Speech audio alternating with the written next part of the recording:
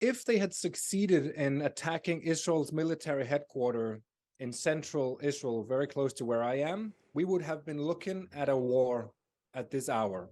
That didn't happen. And that means that the delegation in Israel left this morning for Cairo to resume the talks with Hamas and to try and get the ceasefire in place. But Hamas has also sent a delegation to Cairo, although they will participate indirectly.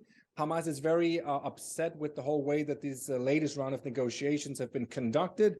It wants to implement what Joe Biden presented, the ceasefire he presented back in late May, but that ceasefire plan still had some details to work out, and that's what they're trying to do now. So there's a lot at stake here because this is the key to resolve most of the issues in the Middle East right now. If there's a ceasefire between Israel and Hamas, Hezbollah would stop attacking Israel tomorrow. And if there is no ceasefire, then we're likely looking at a war between Israel and Hezbollah. Hezbollah says it has attacked Israel with a large number of drones and rockets in response to the killing of one of its top commanders last month. Israel's launched a wave of airstrikes inside Lebanon, where Hezbollah is based, in what it called an act of self-defense. Prime Minister Benjamin Netanyahu said the strikes were preemptive and warned they were not the end of the action Israel is prepared to take. IDF spokesman Nadav Shoshani told Sky News they've been monitoring the risks of escalation for months. We have been preparing, we have been studying, we've been observing what they're doing right by our border. And we saw in the last day, more specifically during last night, we saw them preparing for a large-scale rocket attack towards Israel. Hundreds of rockets, rocket launchers pointed towards Israel, towards northern Israel, towards central Israel, towards Israeli civilians. And when we saw that, we were able to carry out a plan that we were planning for weeks. Well, let's get the latest now from Jotam Confino. He's Middle East correspondent for the Daily Telegraph, and he's in Herzliya, just north of Tel Aviv. Good afternoon, Jotam. Good afternoon to you. Can I just be clear about the sequence of events here? It sounds as though there have been strikes by Israel into Lebanon, but was that after Hezbollah had launched those rockets and drones onto Israeli territory?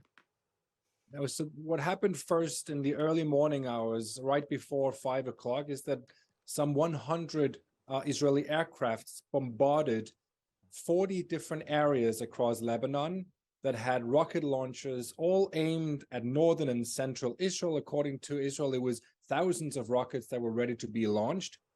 And not long after, Hezbollah launched their attack. So it was around 320 rockets and drones that were launched by Hezbollah.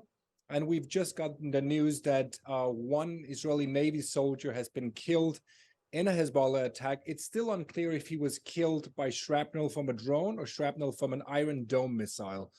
But nevertheless, this is what happened this morning.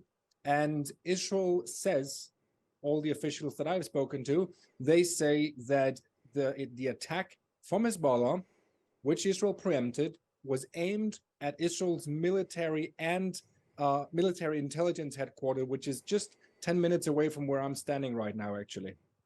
Yeah, I mean, Israel is describing these strikes into Lebanon as preemptive and was saying that it was ready for a major attack on its territory. Exactly. And we're waiting, all of us, really, to hear from Hezbollah leader Hassan Nasrallah, to hear what he has to say. He's speaking now. He's scheduled to speak to the nation now. And we're expecting him to dismiss the Israeli allegations about a preemptive strike. We're expecting him to back up what we've heard other officials from Hezbollah say during the day, that Hezbollah was launching the first phase of its retaliatory attack against Israel in response to Israel assassinating a top Hezbollah commander in Beirut last month. Yeah, Hezbollah's leader, as you say, Hassan Nasrallah, is speaking now. He has said that Hezbollah carried out an attack on a site in Manara in northern Israel, saying that this was a technical system in the region, which is opposite the southern Lebanese town of Hawla. I mean, we'll keep across that statement, which is continuing as we speak. But there are clearly fears here that this is a further escalation of the conflict. We have seen strikes from Hezbollah into Israel. We've seen strikes in the past from Israel into Lebanon, including that attack which took out a leading Hezbollah commander. But the scale of this does seem to be much greater. It is much greater, but we have to also just mention that Hezbollah has launched some 7,000 rockets, anti-tank missiles, and drones at Israel since October the 8th. And every day they keep escalating the attacks. In the beginning, it was around 20 to 30 rockets that were launched per day. Now we're looking at between 100 to 200 rockets a day. And now today it was up, we had 300. So it's constantly escalating.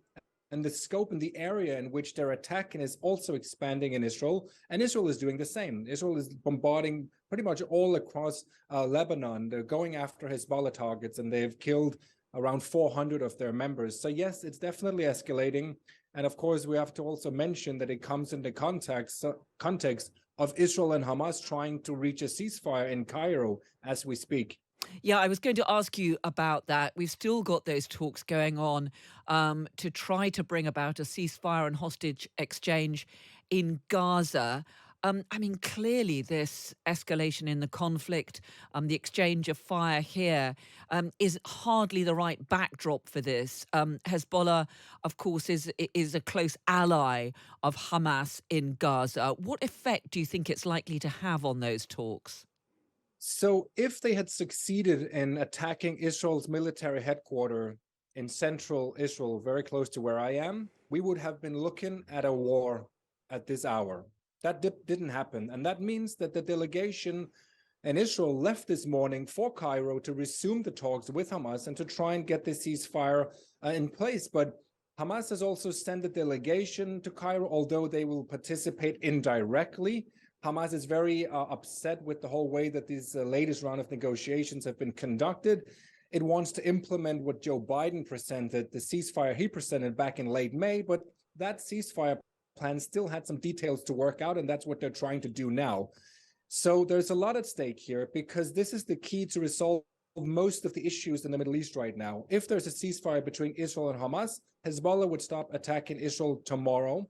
And if there is no ceasefire, then we're likely looking at a war between Israel and Hezbollah.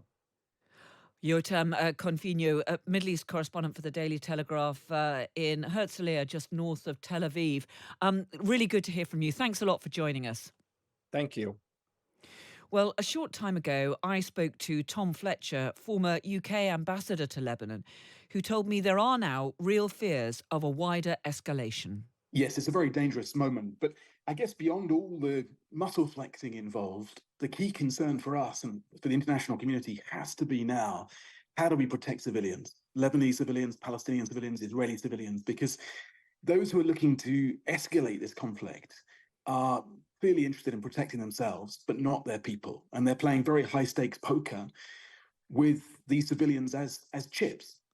And as a result, the region is braced. Of course, it's been braced for several weeks. And the big question people will ask themselves is this it? Is last night enough for Hezbollah to feel that they've retaliated for the assassination, that they've shown their claws, if you like, without ratcheting up towards uncontrolled, all-out war?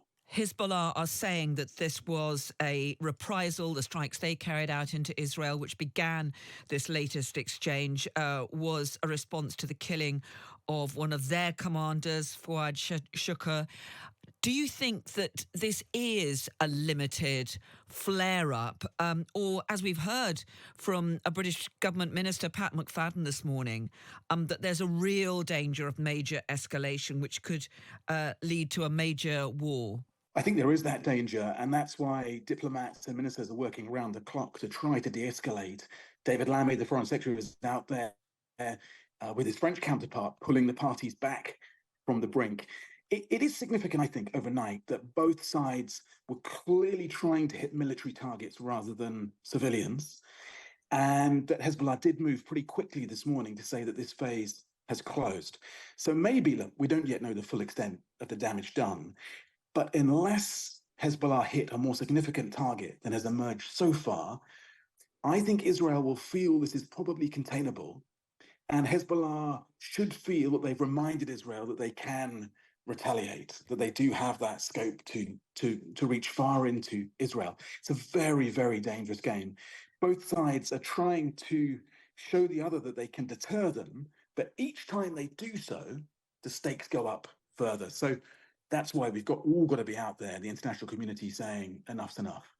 Because the sense has been that Israel would not want an all-out war with Hezbollah, with all that that could entail in terms of the loss of life. Hezbollah is a pretty significant military force. That's right. I mean, this is at a different scale to anything that Israel will be encountering with Hamas. And therefore, the potential humanitarian consequences are just enormous. And that's why we have to work so hard to pull the parties back from that precipice. Ultimately, the way to de-escalate is to get those peace talks going between Israel and Gaza, to get that ceasefire, to get the hostages out, to get the aid in and the civilians on the ground there protected. Without that, then this tension will continue to flare up and will continue to put the whole region at risk. Well, I was going to ask you about that because those talks are still due to be continuing. We're hearing that Hamas is ready to engage, but there do seem to be significant differences between the two sides, particularly over Israel's insistence of the continuing presence of its forces in and around Gaza. It's tough. I mean, so famously, the veteran peacemaker George Mitchell once said that negotiation is 799 days of failure and 1 day of success. And there are still some real fundamental differences between the two sides that will need to be overcome around the Rafah crossing, around prisoner releases, around the Philadelphia corridor. And that's before we get anywhere close to talking about the two-state solution. And many on both sides want to destroy the right of the other side to exist. So there is a lot to overcome there. And playing through all this, really in the background, we don't know how the US election will affect the prospects for these negotiations. Will the prospect potentially of a Kamala Harris presidency or a Donald Trump presidency accelerate negotiations, or does it give some more time and more space, as they would see it, to continue what they're doing? Do you sense that if Kamala Harris was to emerge as the next president of the United States, she would be prepared to be tougher on Israel? Her language in terms of expressing the concern at the loss of civilian life in Gaza has been much stronger than we've heard from President Biden. I think it's hard to call at this stage. I mean, it certainly seems that the tone has shifted slightly from her now that she's on campaign. I think whoever is American president will have a huge job to do to de-escalate this conflict and to get the parties properly back to the table. I would love to see key players, the Brits, the French, the Americans, and others, take the parameters for a two-state solution, we all know what they are, to the UN Security Council and start to get the world properly working on getting us to that point. Sometimes, and maybe I'm clutching at straws here, but sometimes it takes a dangerous moment like this, an escalating threat like this, to provide the urgency that we then need for negotiations. I hope so. Do you think that Prime Minister Benjamin Netanyahu is really prepared to actually enter into this kind of ceasefire, which we've seen the outlines of